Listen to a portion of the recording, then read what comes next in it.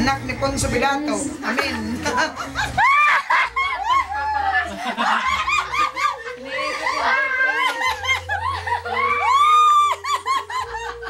Iset mo siyang gulubin. Istoryan sa Twitter lang. Ay, manyaman ka rin. Ali ko na sa nabisa.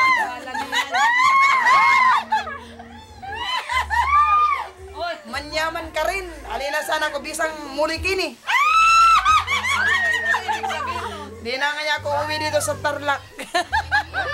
Karin na lang ako alabang. Alabang.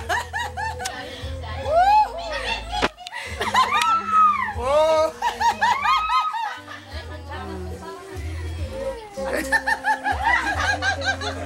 Anak ni Ponso. Baka tinanong ko si Dico Boyet. Anak ni Ponso. Di mapakali. Paano sagot-sagot sa akin? Sabi ko, anak ni Ponso.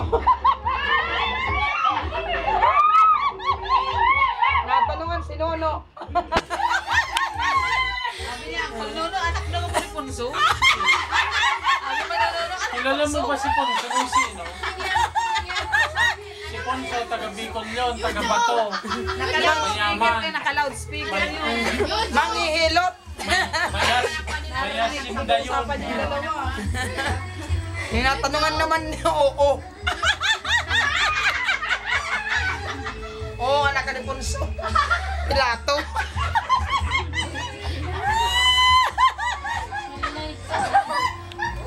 Ang kumakanta naman, palibong. Wala. Pati nagbibidyo.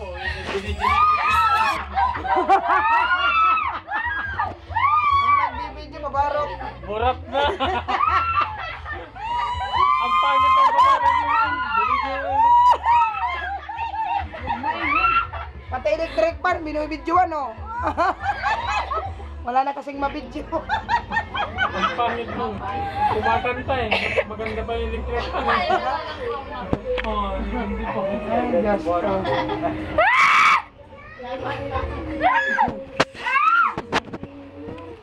Dana! Pag abot naman nga ito, parasugan ko naman nga katamikit na yan sa ikaw. Sagutin nyo. Oh, sagutin mo daw. Anak ni Ponso! Sabi ko, nasaan na si ate, saan na kayo? Di man lang sumagot. Oo. Gaugali. Ba't di ka sumasagot? Naiya siguro.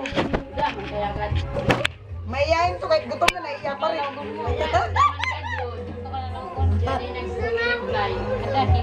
Uy!